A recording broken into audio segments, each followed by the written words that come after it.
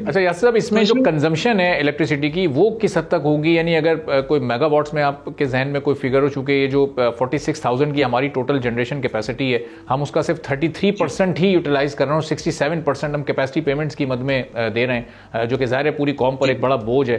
तो ये इसमें कितने मेगावाट्स की यूटिलाइजेशन हो सकेगी ताकि वो जो कैपेसिटी पेमेंट्स का एक बोझ है वो कम हो सके इसके थ्रू?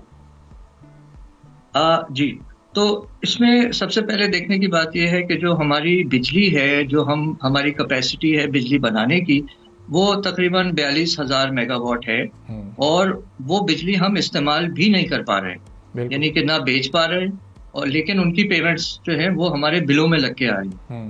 तो ये ऐसी सिचुएशन है कि बिजली ज्यादा है और महंगी भी है और ये बहुत ही नाजुक सूरत हाल है, बहुत ही आप कह रहे हैं कि अच्छी सूरत हाल नहीं है। लेकिन तो इससे डायरेक्टली एक नतीजा तो ये निकालें कि जो गाड़ियां चलेंगी उनको आप वो जो एक्सेस बिजली है आपके पास, ज्यादा जो आपके पास कैपेसिटी है, आप उसको इसमें इस्तेमाल करें।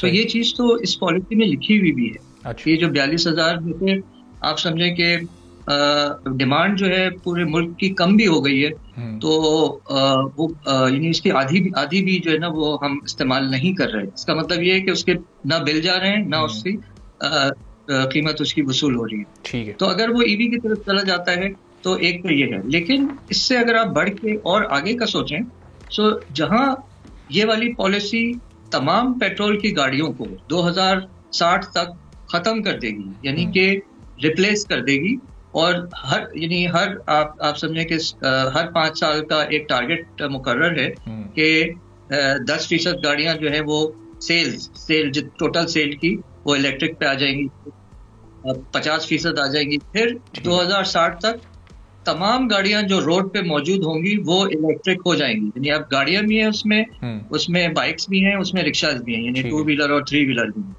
तो इसका मतलब ये है कि पेट्रोल की गाड़ियां, ये प्लान ये है कि पेट्रोल की गाड़ियां खत्म हो जाए।